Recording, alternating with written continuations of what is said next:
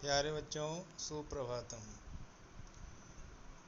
हम कक्षा सप्तम की संस्कृत की पुस्तक रुचिरा भाग द्वितीय का चतुर्थ पाठ हास्यवाल कवि सम्मेलनम के अभ्यास प्रश्न हल कर रहे थे। उसी क्रम में आज हम प्रश्न नंबर 6 मंजूषातः पदानि चित्वा कथाया पूर्तिं कुरुत। सारणी से शब्द चुनकर कथा की पूर्ति करनी है। ये सारणी में ये शब्द दे रखे हैं और इनको नीचे रिक्त स्थान दिए गए हैं कहानी के रूप में।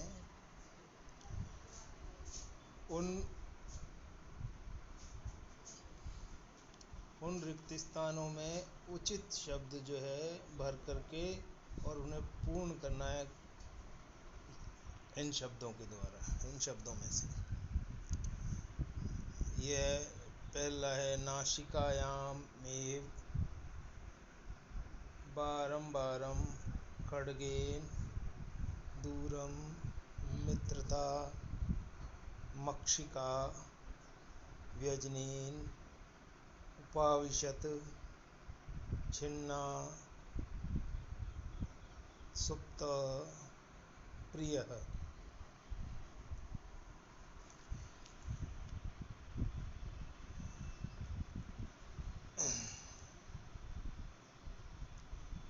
चलो प्रारंभ करते हैं।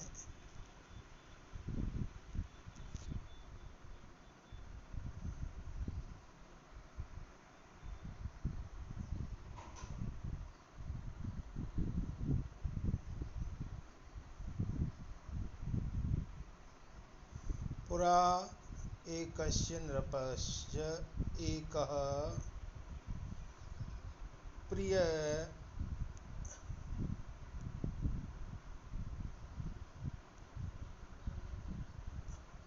वानरः आसीत्। पुरा मतलब पहले, एकस्य नृपस्य एक राजा की, एकः प्रियः एक प्रिय प्यारा, वानरः आसीत् बंदर था, वानरः बंदर, आसीत् था। यहाँ पे प्रिय आएगा पहले स्थान। पुरा एकस्य नृपस्य एकः प्रियः वानरः आसीत्। पहले एक राजा के एक प्रिय बंदर था। एकदा नृपः सुप्तः आसीत्। यहाँ आएगा सुप्त।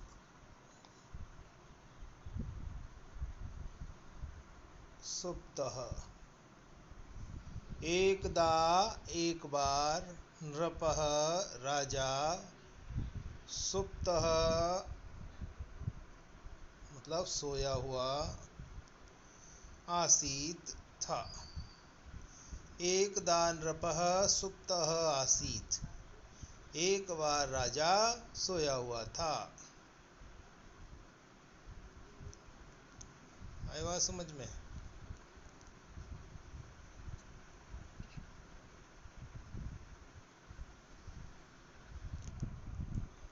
वानरः बंदर, व्यजनेन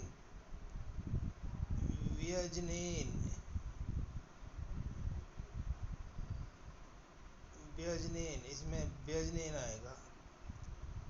व्यजनेन मतलब पंखे से।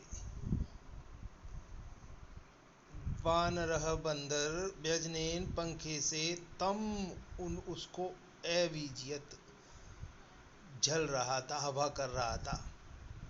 पंखा झलते हैं नहीं, पंखा से हवा करते हैं तो वो अविजियत कहलाता है। पंखा झलना मतलब पंखे से हवा करना।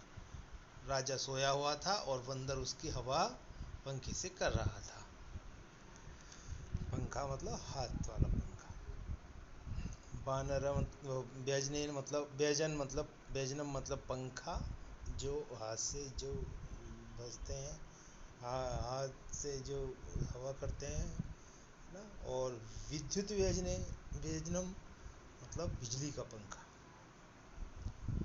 तदैव तदाधन एव तब ही एका मक्षिका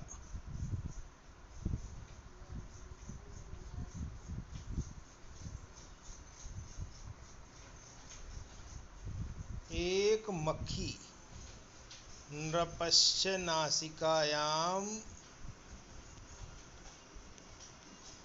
उपाविशत। यहाँ लगा देता हूँ इस रिक्त स्थान की जगह पे, यहाँ उपा, इसको हटा देते हैं, है ना। यहाँ तक का हो गया आपका उपाविशत।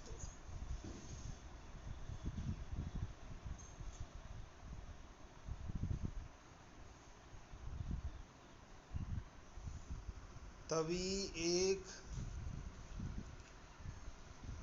तदैव एका मक्षिका, मक्षिका आएगा यहाँ पे, है ना। नृपस्य नासिकायाम उपाविशत, तभी एक मछली राजा की नाक पर बैठ गई। यद्यपि यदि धन अपि, यदि धन अपि, ई को य हो जाएगा, तो यण संधि का उदाहरण है। यदि धन अपि असमान स्वर आने के कारण ई को ये हो जाएगा। यदि का ई है ना, ई, उसको असमान संधि के कारण यह हो जाएगा। यद्यपि हालांकि वानरः बंदर ने, बंदर ने, यह बंदर व्यजने बारम, इसमें आएगा बारम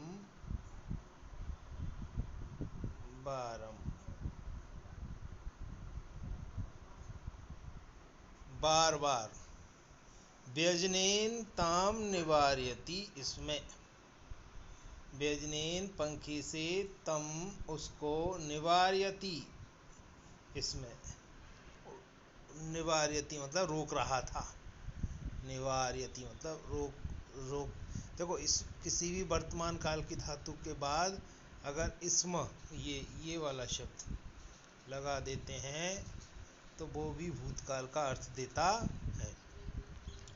यद्यपि वानर बारम तम निवार्यति, इसमें हालांकि बंदर जो है वो उस मक्षिका को बार बार उड़ा रहा था, रोक रहा था नाक पे बैठने से, नाक में बैठे इसलिए उसको, और व्यजनेन पंख से बार बार उड़ा रहा था, दूर कर रहा था। तथापि फिर भी सा वह पुनः पुनः, बार फिर मतलब फिर के, तथापि सा पुनः पुनः नृपस्य नासिकायाम एव, यहाँ पे आएगा नासिकायामेव,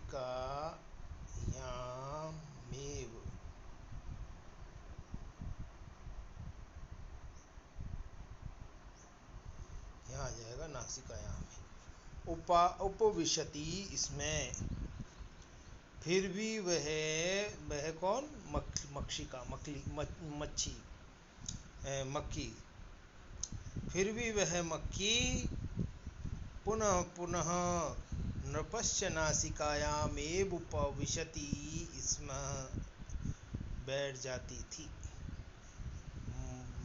राजा की नाक पर जो है बार बार जो वो बैठ जाती थी।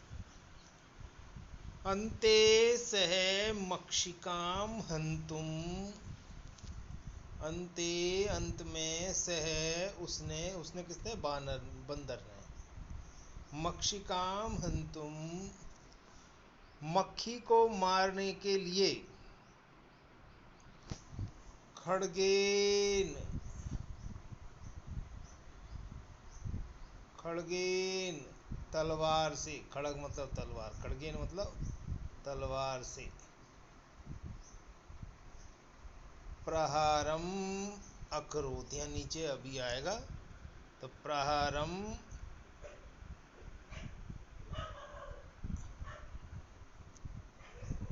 प्रहारम अकरोत, अकरोत यहाँ तक।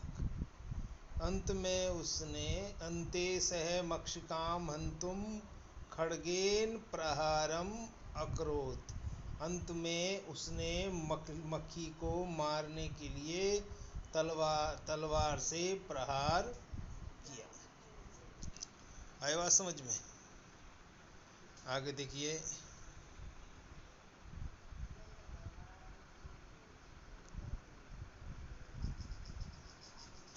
तलवार से प्रहार।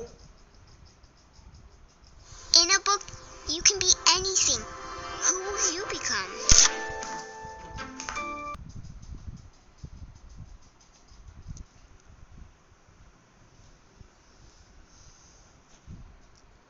मक्षिका मक्षिकातु उड्डीय, जब उसने तलवार से प्रहार किया ना मक्खी के ऊपर, तब मक्षिकातु उड्डीय, मक्खी तो उड़ करके,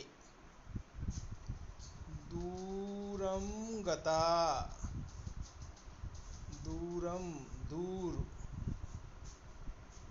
दूरम गता दूर चली गई, मक्खी उड़ करके दूर चली गई।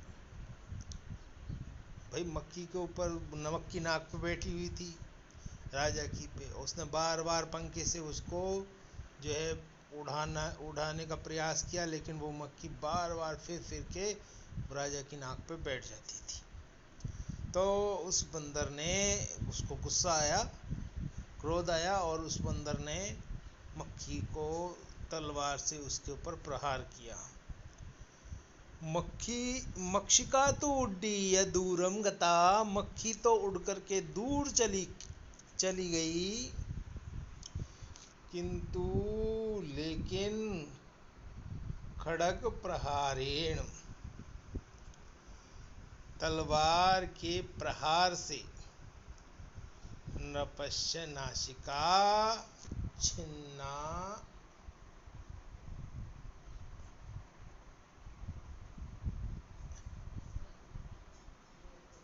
एभवत,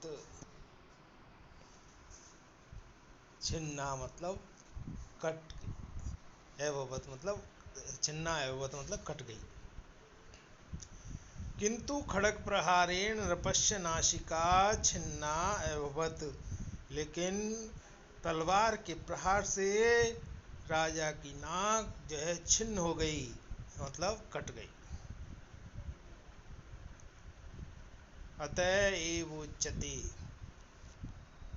अतः एवोच्यते, एव धन उच्यते, गुण संधि का प्रयोग किया गया है, इसलिए ऐसा कहा जाता है, मूर्ख जनई सह मित्रता, इसमें आएगा मित्रता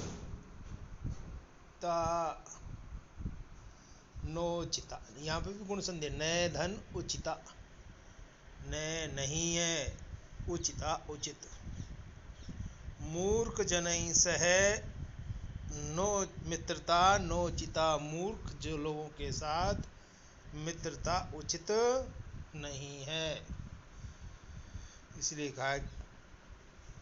इस अगला जो प्रश्न, ये प्रश्न आपका हुआ, अगला प्रश्न देखते हैं। 7वां प्रश्न है, विलोम पदानी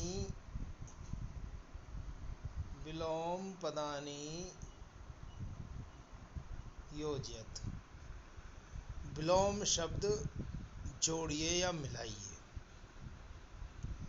आइए, विलोम शब्द उल्टे, यहाँ देखो, अधय, अधय का मतलब है नीचे, अधय का मतलब है नीचे, और वह उसके सामने नीचे दे रखा है, तो नीचे, ये तो समानार्थी शब्द हुआ, तो ये तो नहीं हो सकता। अधय का मतलब नीचे, तो ऊपरी का मतलब ऊपर, अधे का विलोम क्या हो गया, ऊपरी। अधे मतलब नीचे, ऊपरी मतलब ऊपर। अंतः, अंतः का मतलब अंदर, अंतः का मतलब अंदर।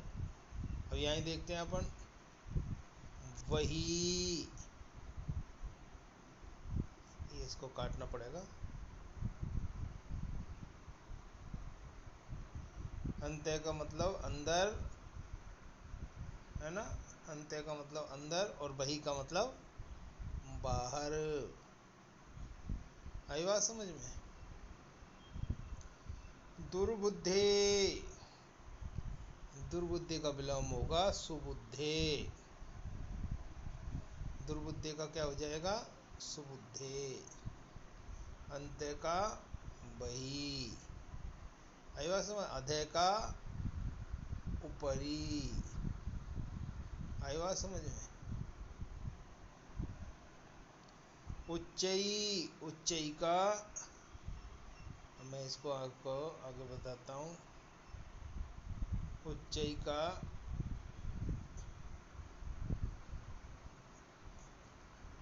उच्चई का आपका नीचई।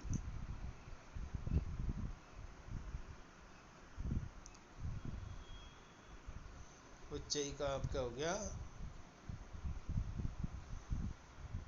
उच्चई का नीचई।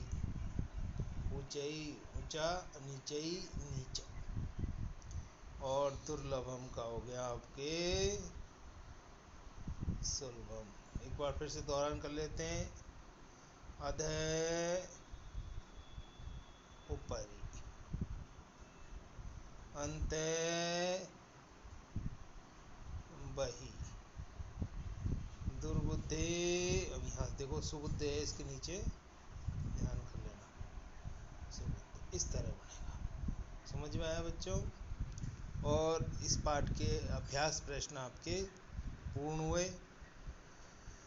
अब कल हम अगला जो 5वां पाठ है इस पुस्तक का वो पढ़ेंगे। धन्यवाद।